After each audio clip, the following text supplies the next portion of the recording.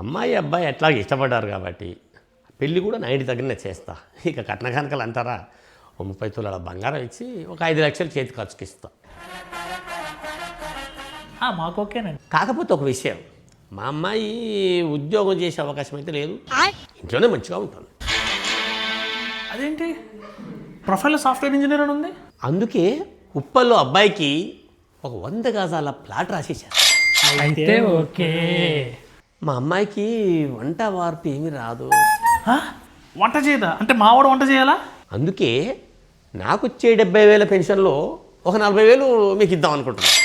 అయితే ఓకే.